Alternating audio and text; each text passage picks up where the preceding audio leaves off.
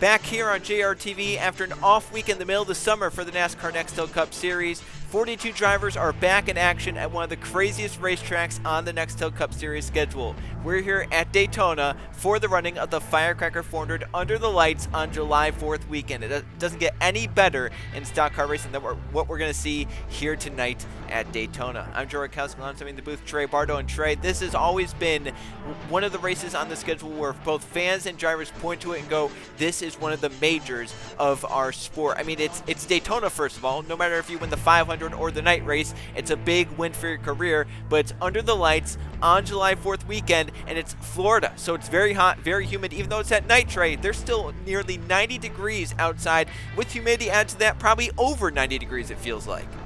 Yeah, it's Florida. I don't like it, but it's what they got to deal with. It's way too hot for me, especially at night. But yeah, Joe, I mean, the attitude around this place is always something special when we come to Daytona, especially at night. And these drivers knows what's up for stakes, and I think they're going to give it their all.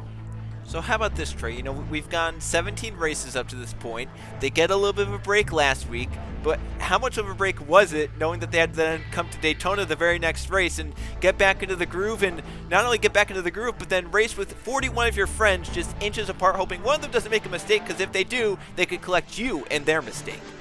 Yeah, they got a little bit of no sleep. It's probably the same amount if it would have been a weekend to weekend, right, like normal, but even with the extra week, they always dread this, and not for bad reasons, right? Just because of, like you mentioned, it could be one small miscue and it takes out, what, 10, 20 drivers.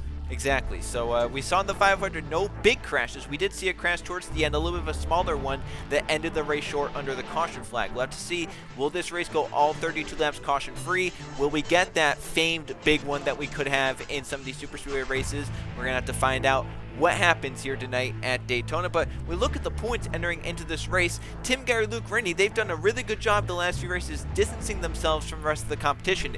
Tim enters 39 points up on Luke Rennie. Then he has 112 points over his team owner and teammate Evan Hunter, 115 over Matheus Wells, who won this race last season but hasn't won since then. Keegan Thompson's a good ways back in 5th. Then you have Jay Reno, Chris Jericho, Sarah Kirchner, Lathan Strickland, Eli Bright running out the top 10. So Trey, the front 2 points have kind of distanced themselves just a little bit, but they're still close enough to where if either of them, Luke or Tim, have a bad race, whether it be just cycling wrong or getting involved in a big crash, the top 10 are within basically 200 points of each other. So if Tim and Luke have bad races, we're then right back together to where, hey, everyone is really with a shot at the championship at that point. Yeah, I mean, no one's really in a safe spot right now because, like you mentioned, with that big one, it could collect anyone. And if you're, you know, the points lead at the time and you get involved in it, especially early on, and everyone else behind you is kind of able to continue, it's gonna hurt a lot. So really, their game plan is gonna go up front and stay up front, and hopefully the carnage happens behind them. Yep, just trying to lead as many laps, and even if you do get caught up in a crash at the front of the field, you can say, I was running well when I did crash, rather than, you know, maybe hanging out the back again, caught in a crash that way. So we'll go take a look at the track facts for the Firecracker 400 here at Daytona. Nice night, it's clear, but 89. It's one of the hottest races of the season, and it's not even with the sun beating down. Just imagine how hot it would be if this race was a day race, but 6 miles an hour wind in the southwest direction. This is a 2.5 mile racetrack that's just over 4 kilometers, 32 lap race, 80 miles in length. No pit stops required here tonight. They'll go all 32 laps without making a pit stop, unless they, of course, have an issue with their race car. 31 degrees of banking in the corners, 18 degrees in the tri-oval, and 3 degrees on the straights. We'll look at the 8 drivers that did not qualify here tonight. Skylar Taylor, the 09. David Dixon, Nathan Orman was in, but failed inspection, so he drops out. Then you have Nathan Stapleton, his teammate. Then you have Colin Teague, Marcus Lerb, Joe Staubs, and Tegan Fox. Those are the 8 that did not make it, but we still have 42 drivers here tonight ready to try and win the Firecracker 400. It could be the biggest win of their career if they get it done here tonight. We'll have to see which of these 42 can do it, because any of them can here in the draft of Daytona. Let's go down trackside, fire the cars up for the Firecracker 400, the 18th race of the NASCAR Nextel Cup Series 2004 season. Say it with me. Drivers, start your...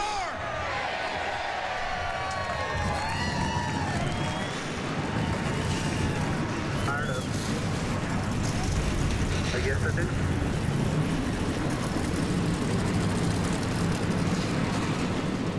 The field of 42 fires up and rolls off pit road for the Firecracker 400 here at Daytona. The audience picked to win. We have to go way to the back of the field because they picked Matt Oskin this week to win. But Trey, he was one of the slowest cars in qualifying. He starts back in 39th after 200 cars failed inspection in front of him. So Oskin, if he wants to win a second Super Speedway race in his career, he'll have to come from 39th on the grid in that 5th Brown Car racing car. But Trey, who's your pick to win here tonight at Daytona?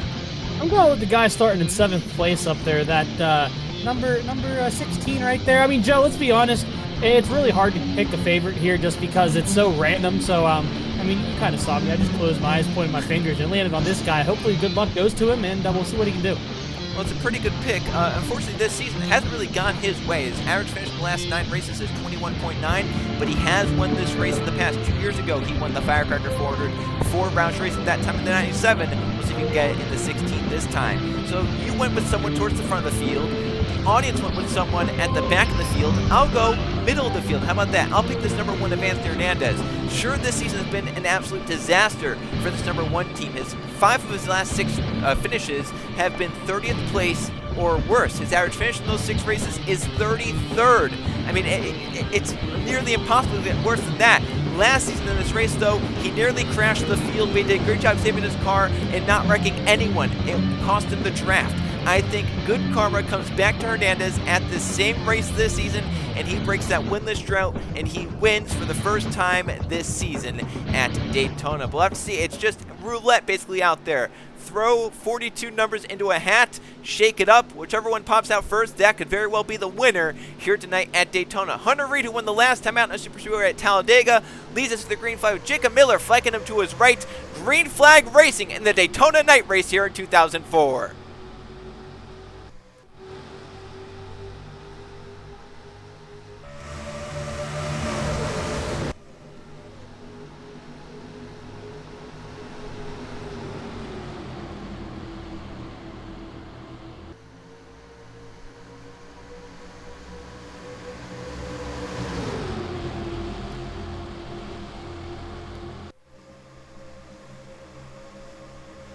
Still building speed trays, the race up onto the back straightaway and wasting no time going 3 wide. That's Evans making the move. Jacob Miller got a big push from Kukulon on the way outside 3rd lane. Actually got him cleared from 2nd place on the grid, but Evans has a great run to the inside of turn 4. That 31 looks fast early on here at Daytona.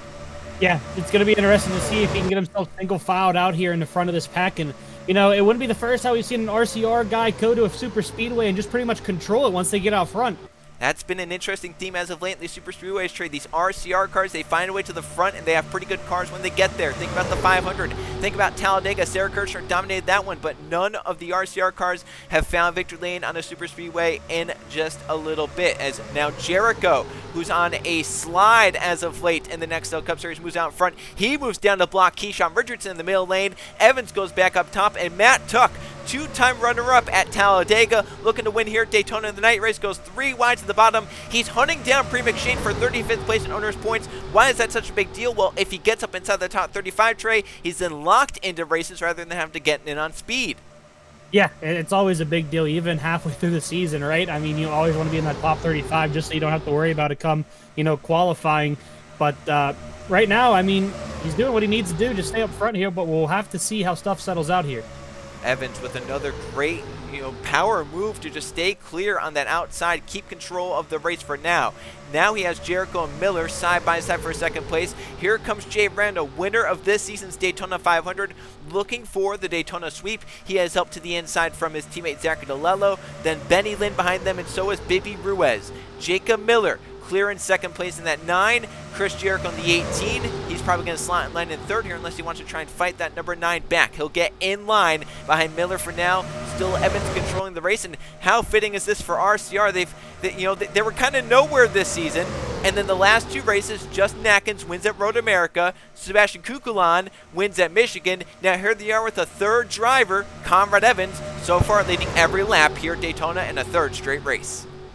Yeah, definitely. It's not surprising whatsoever, but we got a little bit of a Roush teamwork down at the bottom there, Joe. We'll have to see if they can get themselves up to this almost 2-car breakaway right here. Yeah, Miller and Evans have stayed single file. They've actually gotten away as the rest of the field is 2 and 3 wide behind them. Randall can't clear Jericho for now. He's trying to get help from DeLello, but that 18 is pretty strong on the top side as well. Don't look now, but a few cars back on the inside is the points leader, Tim Gary. Methodically moving up. He started outside the top 25. Here he is now racing up inside the top 10. We're only 4 laps into the Firecracker 400, so Tim Gary having a pretty good car, but that's not a surprise. MB2 very good at the drafting style racetracks. In fact, Tim's only career victory came at a drafting style racetrack, not with super speedways on it, but Texas World is about as close as you can get to a super speedway without actually being a super speedway. Yeah, I mean it counts in the stat sheets, right? So that's all that really matters right here. Another guy who is normally a hit or miss at these type of racetracks is Zeta Eli Bright. Looks like right now, Joe, he's got a fast car underneath him. And he's been hit as of late this season. He's jumped up inside the top 10 in points, and his average finish in the last 4 races 4.5, and he's on the longest top 10 streak of his career. I mean, this guy's carrying a lot of momentum into the summer months of this season, and who knows if he could possibly, if he keeps these runs up, have a shot at the championship come season's end. Just 2 cars behind him is his own car, Sebet Ozgen, looking to get Fitz Bradshaw Racing back on top. Remember, they won here at Daytona a few years ago, but that was with Jordan Edwards at the helm of the car, and with Lathan Strickland, the owner of the race team. Eli and now Ozgen trying to work together, but they have Evan Hunter stuck between them. Hunter, another driver who loves these super speedways, won the 500 last season. He's won at Talladega twice. Here he is now up inside the top 10, nearly won the 500 earlier this season. He's been close on super speedways a lot of times, but still has those 3 wins to show for it. That 36, Evan Hunter, one of the best when it comes to drafting racetracks. Always seems like he's in the mix for these things, doesn't it? It's almost weird if he isn't within the top 5 at some point within the race. Exactly that. Evan Hunter, he just kind of makes himself known at the front of the field. But Trey, who's making themselves known at the front of the field is those front 2. Evans and Miller have gotten away single file with those 2 cars. They've been able to gap a good bit over 3rd place. Now that DeLello's gotten clear in 3rd, I'll be interested to see. He's going to get a nice draft off those front 2. They're 3 wide behind him, so you won't have to worry. Once he gets up towards that number 9 car, will it give Miller enough of an energy boost to make the move? In fact, DeLello says, I'm just going to break this up right now and go to the inside. So Zachary DeLello had enough of those 2 staying in single file. He wants to make a move for 2nd place. And once he makes this move, Trey, now the rest of the field's going to get a draft off them, and they're going to be in it to win it. Like Hunter and Ozgen and Collins, they're all going to get a big draft and move right up to the 31, the 16, and the 9. You can already see them visually closing in. Even though they're 3 wide, they're getting a nice big hole in the air from those 2 side by side for 2nd place. Yeah, it was really strange how essentially just 2 cars could pull away from the entire pack by 2 or 3 car lengths themselves, right? But now that, like you mentioned, the 16 was able to get a run, make a move on the 9, and now essentially draw them right back in. We'll have to see what Evans can really do up front there. He's still got a big gap here. It's gonna he's gonna get swallowed right here. Or Willie, they're still 2 and 3 wide behind. Miller, once again, a great boost of momentum from the top side, all but clear of DeLello into turns 3 and 4. Can't clear, they stay side by side and 3 wide behind them. Some other drivers moving towards the front. Max Davis in the 21 for the Wood brothers, trying to get them back on top. Jude Martinelli for Penske Jasper Racing. That team's been hot as of late. He's beside his teammate Mitchell Collins, and right behind him is 2nd in points Luke Rainius. Here goes DeLello, trying to break up Evans' dominance at the front. Conrad has led the first 8 laps here tonight, but might he not lead the 9th lap? Because here comes DeLello with help from Sebet Ozgen. He moves to the bottom, down to the yellow line, and he's clear off turn 2 if he wants to take the top spot. Zachary DeLello now to the front of the field. The 2002 winner here at Daytona in the night race moves to the front of the field on lap number 9. Now I feel like we're going to see a shuffling effect here, right? Because you got some guys on the bottom here aren't in the fastest of equipment, but they're working together. You can see this 81's getting pushed out to the front, but on the top side there, you got some more of the stronger guys. But, Joe, the top side just isn't where you want to be.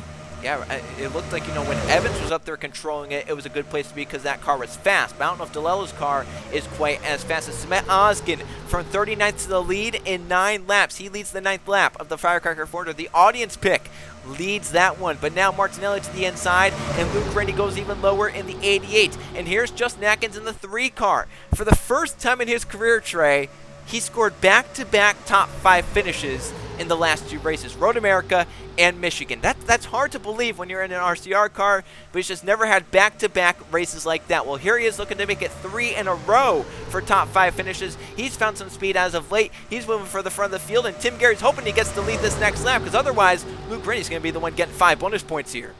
Yeah, we'll have to see what's going to go down here, but yeah, in terms of that 3, I mean, you know, new number, so it's a new identity essentially, and seems like they're finally starting to hit their strides here. So we'll have to see if that hot streak continues on throughout either, you know, this race here or moving on later into the season, or if they're gonna, you know, almost go back into what they were.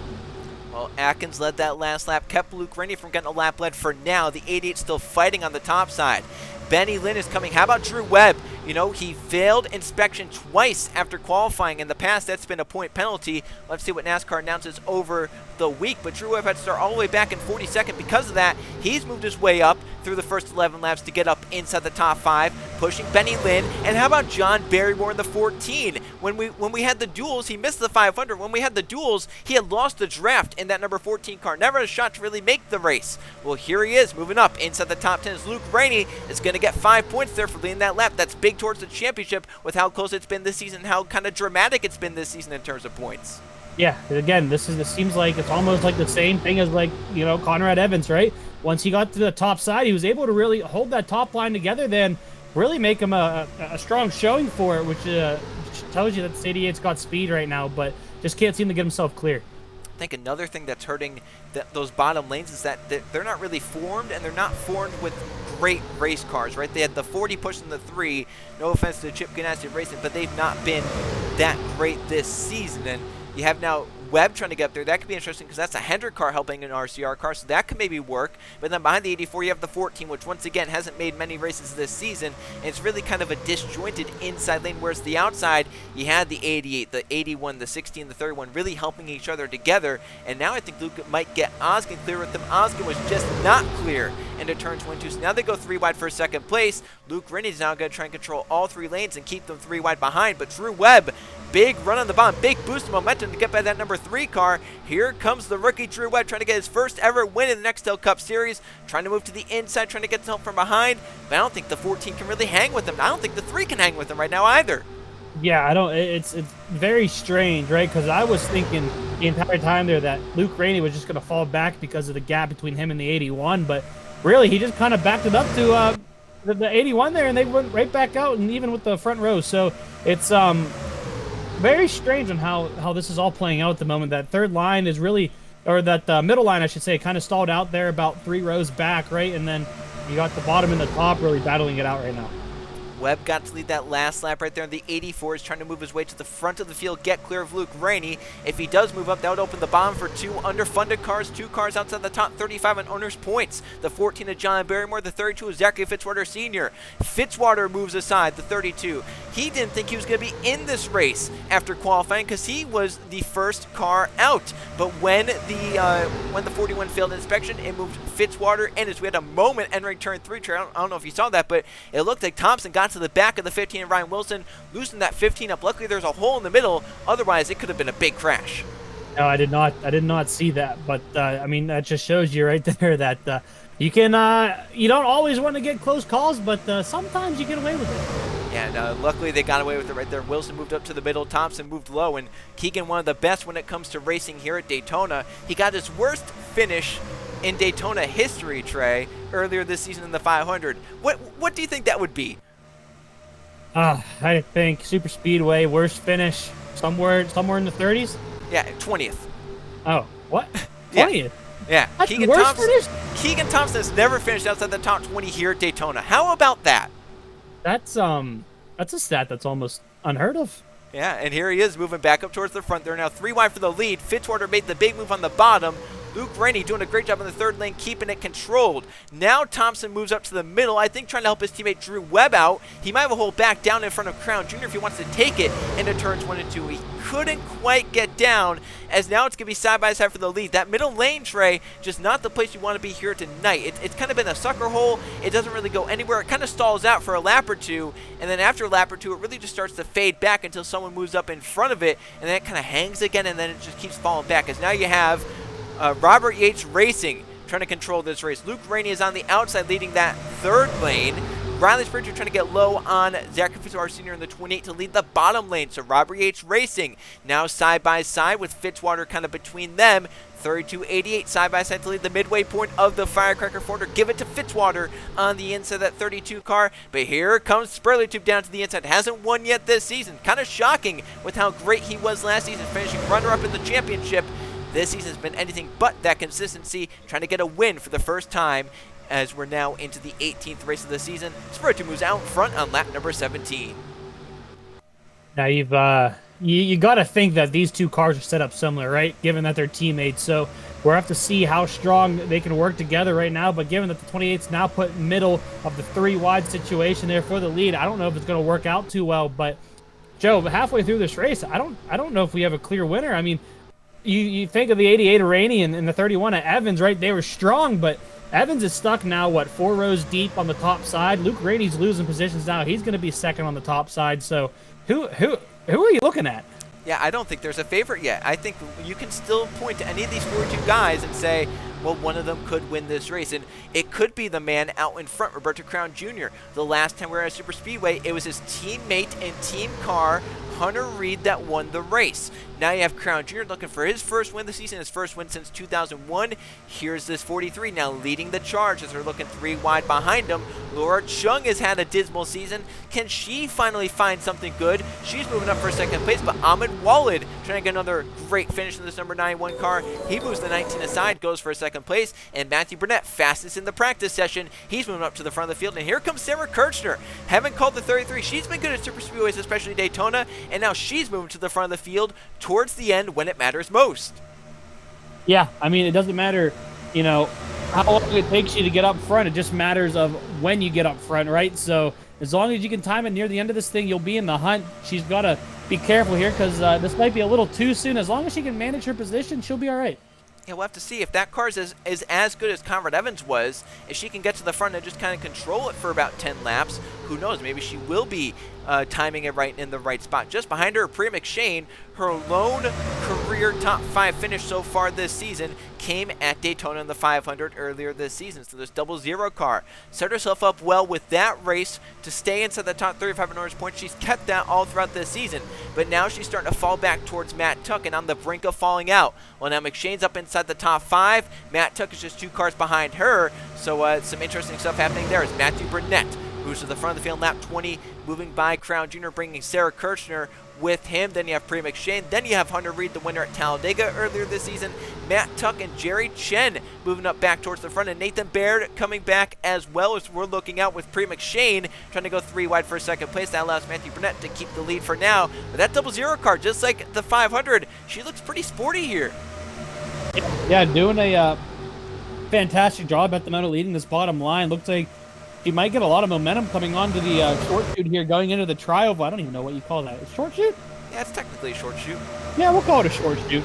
She's got a good run, though. That's all that matters, right? Getting to the inside of the 25 on the bottom, which is where you want to be. The real question is how is everything going to file out here going onto the backstretch? And you have to think Matt Tuck is not going to be the one to help her out because they're battling for the top 35 in owners' points. You can see the back of the field kind of starting to spread out. It's only really 3 at the front of the field. Here comes Priya McShane. She'll take the lead up the back straightaway. Matt Tuck goes middle with her. Jerry Chen goes low to try to make a pass for himself. So now we're looking 3 wide for about 3rd place. The front 2 stay double file. Burnett on the outside, McShane on the inside are door-to-door through turns 3 and 4. Jerry Chen is coming. Will he help McShane or will he go for himself? So far looking to help for now as they race into the tri-oval. Burnett still holding the lead on the top side, but McShane getting help from Burnett's teammate Jerry Chen in the 24 car. We have nearly 10 laps to go, 11 laps to go here at Daytona. I was about to say this 00 is holding her own on the bottom, but the 24 decided they didn't want to help no more and made a room for themselves, and now he's leading this bottom lane going onto the backstretch here. We'll have to see if he can get a run up on his teammate or not. I don't think he's really going to get anything at all because Joey doesn't have that much help out back. No, and the help is on the outside. Look at Crown Jr., a big boost of momentum from Ahmed Walid. He was nearly clear. Jerry Chen, if he was clear, he was going to make a big bonsai move into turns 3 and 4 because he had enough momentum to do that. But now Chen gets a little bit of a burst of momentum because I think the 43 may be lifted. Here comes Chen to the inside of his teammate Matthew Burnett. They're door handle to door handle, side by side of the tri-oval. 10 laps to go, and Jerry Chen gets the burst of momentum to lead here at Daytona. Here comes Baird. Here comes Keyshawn Richardson looking for his 2nd win of the season. Help from Ryan Wilson in the 15 and Chris Jericho and your driver Henry Guo coming up in the final 10 laps of the race. Yeah, the real question is that where do you want to be? How do you want to set yourself up here? If we have another situation where these two Hendrick guys are going to be out front controlling these lanes, everyone's going to stall out, right? So do you want to be more near the front than you'd like to actually be if it was a shuffling effect? Or do you think, oh, we're looking for wide? This might be a big issue here, Joe. This could be a really bad issue because this is right at the front of the field. Jericho, Wilson, Baird, and Crown Jr. 4 wide through turns 3 and 4. Can they sort it or will they crash? Off 4 they come, still barely 4 wide. Can Wilson shove up in front of this 22? They're beating and banging for the lead. We're gonna wreck. Still contact. We're good. Still they need to figure this out quick. Yeah, they can't go like this for another lap. I can promise you that. Oh. Will Randall let him down? No, he won't. Wilson, Rando, Baird are rubbing off turn 2. Will Martinelli let Wilson down? So far, they're keeping it. And I think, yeah. Wow. Oh, my goodness. That was impressive that they held it so long. And while that was happening, Jericho made a 3-wide move for the lead, and the 24 and the 99 were banging doors when that happened, and they almost wrecked for the lead themselves, but they sorted that 4-wide out. Chen looks to go to the middle, can't do it, and Henry Guo moves to the front of the Firecracker 400. He now leads in the 0 car for Bardo Haas Racing with under 10 laps to go, but big company behind him because the Daytona 500 champion is the one in second place trying to hunt him down into turn 1. Yeah, so now what's Guo going to do? Looked like he wanted to go up top, but Jericho was out there. He's going to go back into the middle now, try to block that 97. He's going to hold the middle. He might want to look a little lower because that 97 is trying to peak. Yeah, Jay Brando trying to get a little bit of a run from Jude Martinelli behind. Martinelli going to take his run to the bottom. Rando sees momentum from Chris Jericho, says, I'll try and get some draft from him. Henry Guo doing a nice job so far in controlling the lanes. Here come 777s. Martinelli in the 77. Baby Ruiz in the 7. They have help from Max Davis in the 21 car, but it's Guo Pro leading the way. But here comes Martinelli to the bottom. Two drivers that have never won. Can they get it done here tonight at the biggest stage? Here they come to the line. Martinelli, a big run. He'll lead the lap in the 77. The 77 has no help out back. The help just now got the Guo. And finally, the 21 gets back up to the 77. We're going to have to see who can really get a run going onto the backstretch here. Looks like that bottom line is just a little bit more organized. Yes, it is. I think Martinelli is clear off turn 2. He can slide up if he wants to. That's going to allow maybe Max Davis down to the bottom. Here comes this number 21 car. Help from the 2000 winner of the Firecracker 400, Mitchell Collins. But Collins is left aside by Evan Hunter, Daytona 500 champion from last season and 2-time Talladega winner. How about Mathis Wells? It's been a year since he's won in the Nextel Cup Series. It was this race last season. Mathis Wells last went to victory lane in this number 20 car, but he's moved up to 4th in the point standings with very consistent races and some great top 5 and top 10 results as of late. Can he get back to victory lane for the second straight time in the Daytona night race? Just 6 laps to go here at Daytona. Max Davis controlling the crowd, but a lot of hungry drivers trying to hunt him down into turn 1 and 2. Yeah, I don't think the one place I want to be is out front coming into the closing laps here, Joe. Especially with that big as a gap as that 21's got. Is that because everyone's going to be after you? Yeah, it's you got a big old target on the back of your car right now. I can tell you that. Especially when there's been no crashes in the race. You look in your mirror and you see 41 drivers bearing down on you in those final laps, and you're like, all right, how can I hold all these guys at bay, let alone just 1 or 2 of them? No, this 21 is consistently holding that lead, so whatever he's doing a good job at it. We'll have to see if there's some sort of run maybe going into 1 here. The 17 might have one, but the 21's going to break that draft, so he's going to hold that lead right now. Jacob Miller looks low. Here comes Justin Atkins looking even lower in the number 3 car. Looking 3 wide for second place into turns 1 and 2. That puts Miller to the middle and Belladonna way up top. Atkins behind him is Jordan Stout in the number 6 car. Stout's had a shockingly bad season. Hasn't yet won this season. A driver who's been, very explosive as of late in the Nextel Cup Series. Can he find a way to victory lane here tonight? How about John Barrymore looking for his first ever win at the biggest stage in this number 14 car? And the points leader Tim Garrett when it matters most these final 5 laps. He's in it to win it for the first time since 2001. We're coming back to 4 laps to go. It's still Max Davis leading the way looking for his first ever win. Yeah, I am impressed with this 21. It does not seem like anyone can really get up to him. I mean, it helps that everyone behind him is literally 3 by 3 by 3 the entire way through the field, so no one can really break out from one another, right? But eventually someone's got to think like, hey, we need to catch these guys because we're losing out of time. Trey, I think about earlier in this race when Conrad Evans was dominating. It was the number 3 car that was on the bottom lane leading it when the 31 was able to control all 3 lanes and keep them 3 wide. Is this 3 car just not as good as the cars around them? It's creating kind of this stalemate. No one can get up to the 21. You know, when the 31 got past, it was immediately after the 3 got shuffled to the middle and the top sides.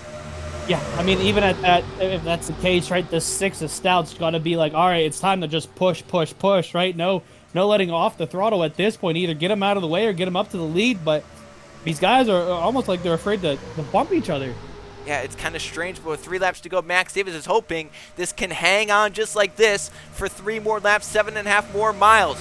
Jacob Miller might spoil it, though. He's going to try and get clear of the 3, move down in line. Jacob Miller might take over second, and we might have a repeat of what happened earlier this race with 1 car leading and then the 9 car right behind in second place. So Jacob Miller and Tyler Belladonna, they cleared the 3 car. Now Atkins is trying to come back, but just doesn't have the power to make a move work. So now can Miller and Belladonna run Max Davis down, or will someone else be able to break free from the kind of stalemate that's happening back behind them? Coming back around to 2 laps to go, Miller has a slight run. He's closer to the 21 than he has been the last few laps. Can he get the help required to get there? Just 2 laps of racing to go in the Firecracker 400.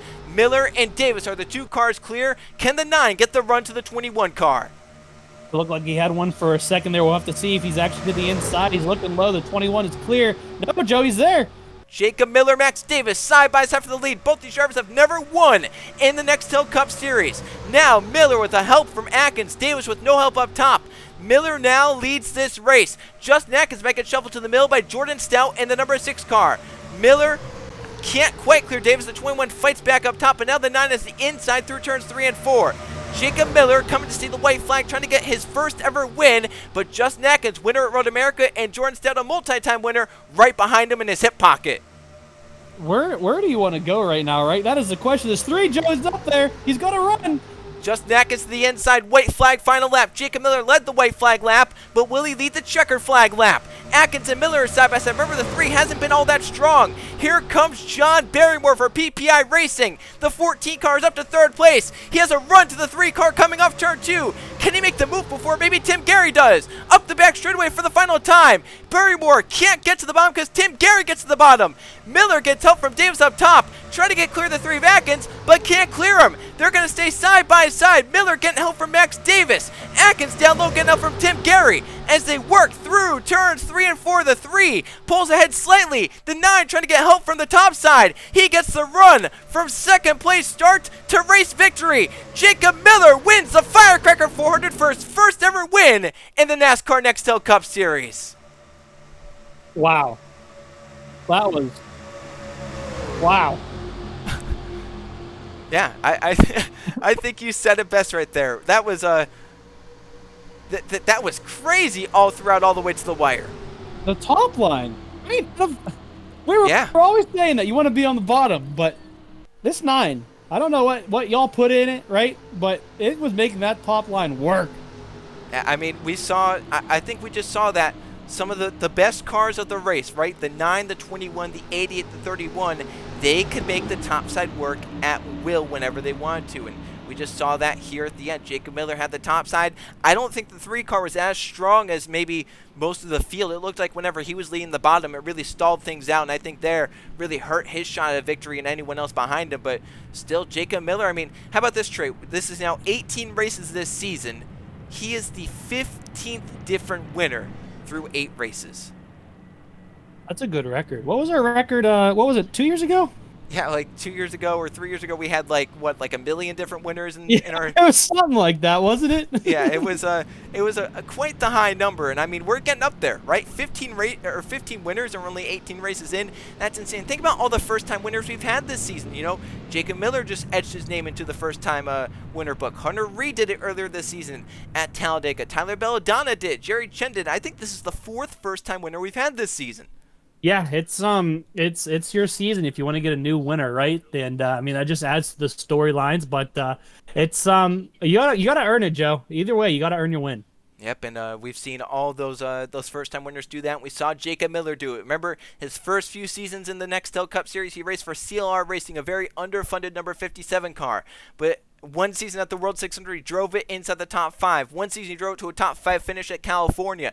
That got him this ride at Evernham Motorsports for this season. It hasn't been the best starts to the season, but he's had some speed as of late, and he finally puts a whole race together here tonight at Daytona. Jacob Miller is the winner of the 2004 Firecracker 400 here at Daytona, getting his first ever Nextel Cup Series victory. Second place here tonight will belong to Justin Atkins. That's now 3 in a row for top 5 finishes this season. I think this number 3 car, it's back in good hands, and who knows, maybe Justin Atkins can move his way up into the points fight. Max Davis pushed Jacob Miller all the way to the checkered flag. Davis will have to settle for 3rd place after leading very late in the race. Tim Gary, the points leader. It's not that win he was really hoping for, but it's another top 5, top 10 finish. So Tim Gary will extend that points lead because Luke Rainey finished a little bit further back, and really everyone else behind him didn't have the best of nights. Tyler Belladonna, top 5 finish in that number 17 car, continuing, a very consistent season for that number 17 driver. Matthew Burnett ends up in 6th here tonight, one of the fastest cars in practice, and backed it up with good race pace. Mathis Wells, now over a year since he's won in the Nextel Cup Series, he'll settle for 7th place. That's a good points night because, remember, he entered 4th in points. The shoe movement up to 3rd in the points standings when all is said and done. Simon Oskin, the audience pick to win here tonight, ends up in 8th place. Very solid, all the way from 39th place. John Barrymore, one of his better runs, probably his best run of his career in his very short career. 9th place for that number 14. Lathan Strickland, I don't know if we ever mentioned that number 48 here tonight, but Strickland hangs tough for a top 10. Jordan Stout, Eli Bright just outside the top 10, so Eli's top 10 streak is over, but once again, very solid run, and should get him a good amount of points to stay in the top 10. Angel Gutierrez, a top 15 result. There's Luke Rainey in the 88. He ends up 15th, so once again, not all that bad, but he did finish 11 spots behind Tim Garrett, so that lead's only going to grow for that number 10 car. Evan Hunter, 16th. Remember, he entered 3rd in the points, so he's going to lose 3rd place, but should stay close enough. All 3 of the DEI cars finished well. Remember, Eli 12th, and Wilson Hernandez 17th, 18th. Martinelli right about where he started, 19th. Kukalan rounds at the top 20. Henry Gopri McShane make it a bunch of zeros right there, 21st, 22nd. Drew Webb came from the back of the field, failed inspection twice, 24th place for him. Conrad Evans dominated early on, but never got to the front at the end, 26th for him. Jerry Chen, 28th. Riley Spurtube in 29th. A lot of big names down here. Matt Tuck, he's going to lose points to the top 35 in owners' points. He ends up 31st. Keegan Thompson, his worst Daytona finish, 32nd. First time he's ever finished outside the top 20 here. Sarah Kirchner, Hunter Reed, just never really had the cars. Keyshawn Richardson, Roberto Crown Jr. There's DeLello all the way down there. Jay Rando, winner of this race earlier this season. 40th place for him. Zidell never really called his name. Chris Jericho, 41st. His struggles continue. Remember, he was leading the points just a few races ago. His last 4 races, he's finished not better than 24th. And that's going to continue now for a 5th straight race in Ahmed Walid. Last car running. All 42 cars finished. They all finished about 1 1/3 seconds behind the race winner, Jacob Miller, here tonight. We take a look at the points. 18 races in, just 14 races to go, Trey. Tim Gary, could he be the one to win the championship this season? Starting to get a little bit of a stranglehold, but Luke Rennie, Evan Hunter, Mathis Wells are keeping it close enough to not let Tim Gary get too comfortable up there. Yeah, it's hard to tell who the best car is going into this, isn't it? I mean, it's down to, at this moment, it looks like it's only down to a handful, but that handful, Joe, is some elite company, and I don't know who to put all my money on. Yeah, it's kind of interesting. This race has really kind of broken the points apart again, because the front 4 points had pretty respectable nights. Tim Gary with the top 5, Mathis Wells at top 10, Luke Rennie, Evan Hunter, solid top 20 finishes. But then Keegan Thompson, Jay Rando, Chris Jericho, Sarah Kirchner, all very bad nights. They entered 5th through 8th in points. Meanwhile, 9th in points, Lathan Strickland, 10th in points, Eli Bright. They had respectable runs inside the top 12 as well. So, I mean, really right now, 4 car race for the championship it looks like, but things can still change over these final 14 races. And speaking of changing, next time out on JRTV could be another crazy race. We've seen some crazy races at this track in the past. Going racing at the Chicagoland Speedway for the Tropicana 400. We'll have to see how that all plays out. Another, kind of typical intermediate style racetrack. So we'll have to see which of these teams has brought their stuff to that. It's been a little bit since we've been to a 1.5 mile racetrack. So we'll have to see if anything's changed or some of those same teams are just as strong as they have been over the course of the early season. Tonight, though, it's all about Jacob Miller and Evernham Motorsports getting the win in the Daytona night race here in the Firecracker 400. For Trey Bardell and Joe Rakowski, so long, but tune into JRTV next Sunday for the Tropicana 400 at Chicagoland.